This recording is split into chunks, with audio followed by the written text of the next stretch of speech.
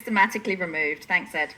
Now, That's all right. this morning we're talking about a very serious incident that happened just recently in the eastern suburbs. And Nicola, you're right across this. Yeah, it's an opinion piece for me, really, and I have to say that at the head of this because I'm hurting a little bit, and my community is hurting a little bit, and I've not really ever considered myself like a community spokesperson, leader, in any way, shape, or form. But I woke up on Saturday morning and, like most people, checked in on my buddies on Facebook, and there was a lot of pain. There was a lot of pain going on What's happening? because, well, there was an incident in Berwick on Friday night, and obviously that's very close to home.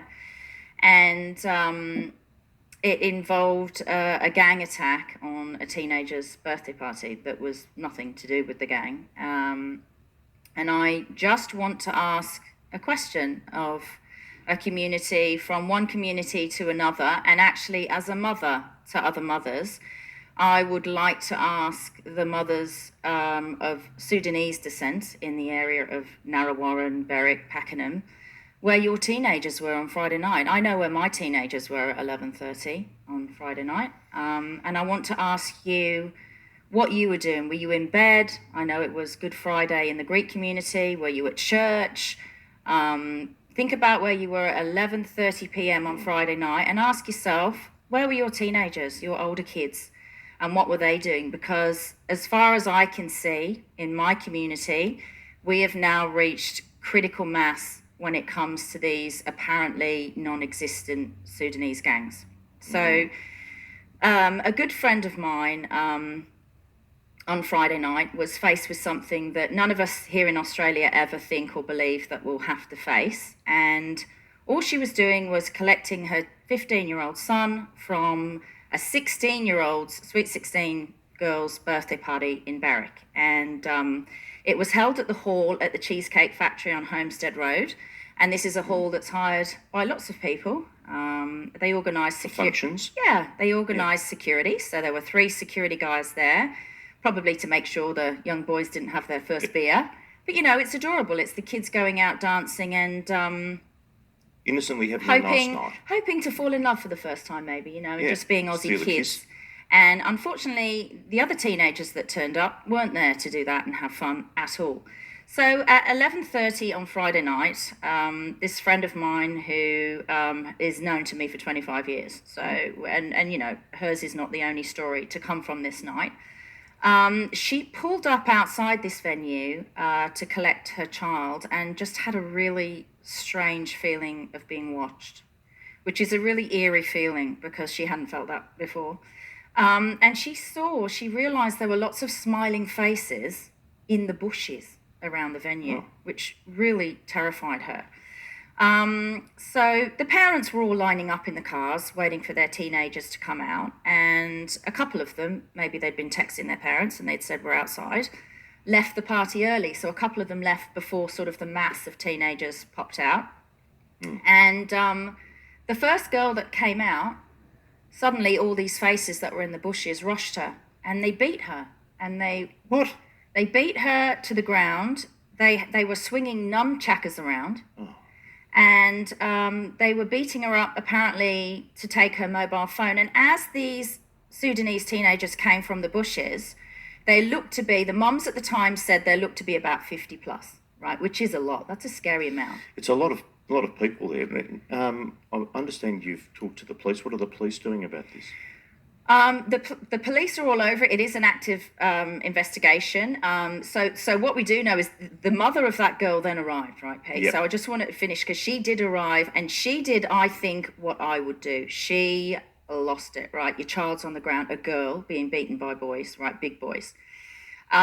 She got out the car, left the car running, left the door open, ran screaming at them to leave her child alone. Yep. The adults inside the venue did the smart thing. They went on lockdown. They locked the doors. They got the kids down to shelter in place. Really terrifying. Unfortunately, the sad aspect of this is that the 3 security guards, and I want to know who they are, right? I want to know who they are. They legged it.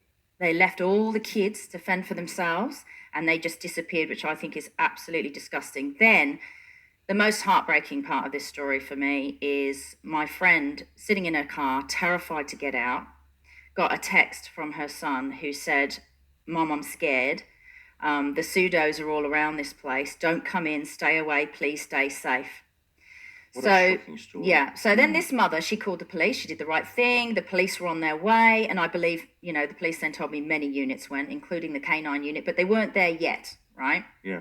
So then a boy comes out, a 19-year-old boy, and the mom described the scene. When the boy emerged, one of the moms described the scene. She said it was like something out of a movie, because these gangs then hunted down this young boy like he was prey, right? And they attacked him and were stomping on the side of his head so hard that this kid, he's on an AFL scholarship at a school there, this kid can't play for the foreseeable future. He's got really dramatically perforated eardrums. That's how hard they were stomping on him. So I spoke on, after very disturbing reading all these first-hand accounts on social media. And what was weird as well, and which is upsetting, is that the teenagers involved were so scared from this point, like it rattled their childhood, it rattled everything about who they are, that they then got angry with their mothers for posting on social media about this, and they begged their mothers to take the post down because they feared retaliation. So anyway, I was reading all this and the story was unfolding, and I decided to ring the Narrawarren police, who I believe were the initial ones to respond. And the officer I spoke to was audibly rattled by this. He was upset. Like he was very upset that an incident like this had happened in Berwick, and I felt for him on the phone. And initially he said to me, "Look, this is an active investigation. I can't tell you too much about it." And I said, "Look, there must be some facts. One of the mums told me there were 50 plus." Yep. And he went very quiet. And he said there were 190. Goodness. Yeah. That is scary. And can I ask you, Nicola, is there a history of a similar sized gang or I don't think people? So, not in our area. And what's very upsetting is apparently when the canines arrived, the dogs, I'm a dog lady, mad dog lady, they all legged it. They don't like dogs. That's great. But there were 0 arrests, which is heartbreaking. 0. Yeah, and even when it comes to writing this in to their records, the police have to write unknown offenders, and I find that offensive. Why? Because it's politically correct, isn't it, Pete? That's why. Oh, this is a terrible problem. Now, another thing that happened, and then we'll go to our local MP that I spoke to, and we're going to hear from him. But another upsetting thing that I heard is the parents of the girl who was obviously beaten up, phone stolen. What a terrible experience for her, right? She had to sit there while the police interview the victim, the daughter, and had to ask this teenage girl if she'd been raped. And I mean, your childhood's walking out the door. That's what's happening, right? Your childhood's walking out the door. Yeah. Everything you hold dear is walking out the door, right? So the first thing I thought of then on Saturday was, I need to speak to this fantastic local MP that we have, Jason Wood. He's the MP for Latrobe. I've spoken to him before. He actually presented my 11-year-old daughter with an award. I spoke to him at length at the school, and he's a wonderful guy. So here's a little clip of what Jason Wood MP had to say to me generally about gang issues in Melbourne. So just continuing on from that, Jason, what else do you think we can do about these gang issues that we have in Melbourne?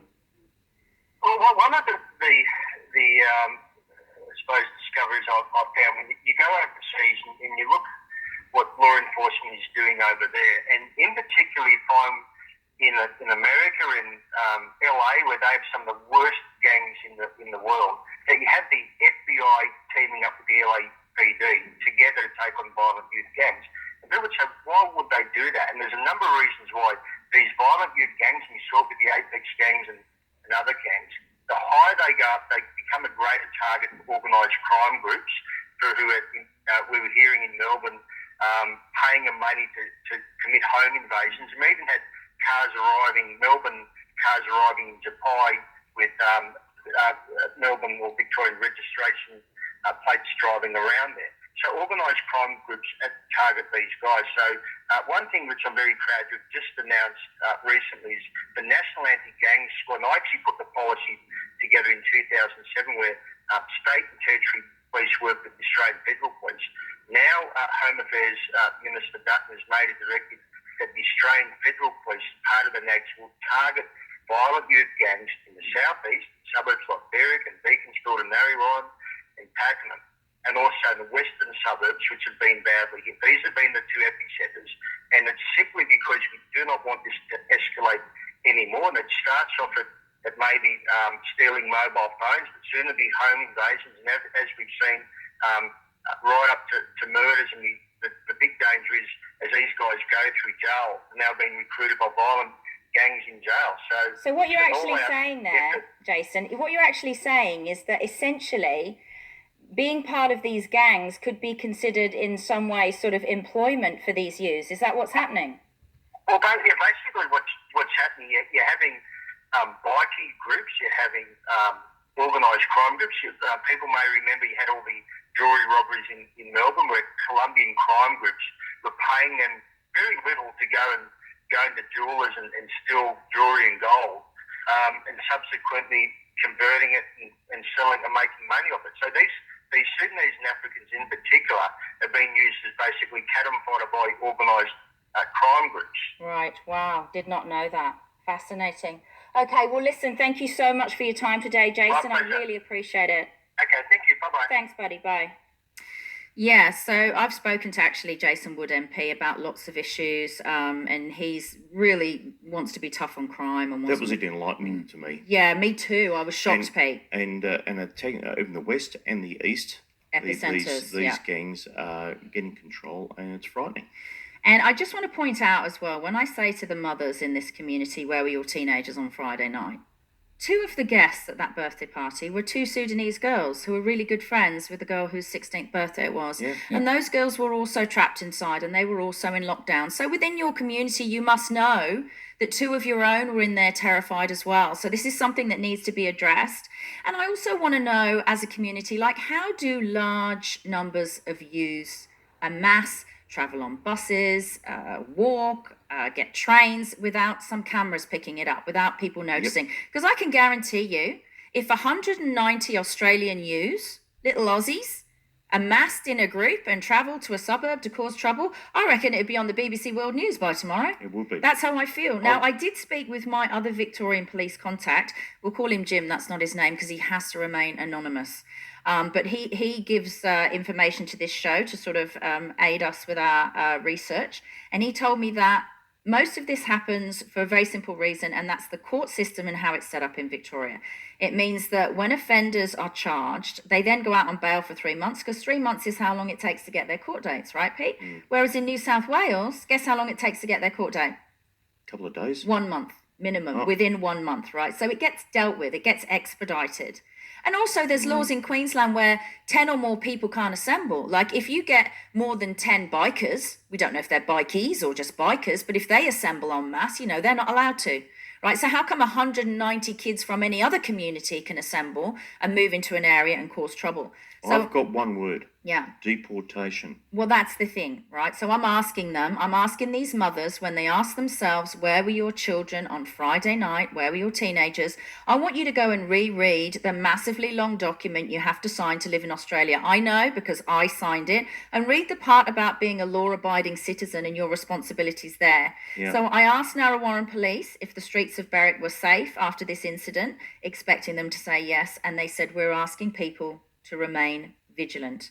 And that really wasn't the answer that I was looking for. And I just think we collectively need to pull our heads out of our arse, Pete. I'm sorry, we do. Security is a really major thing for all Australians.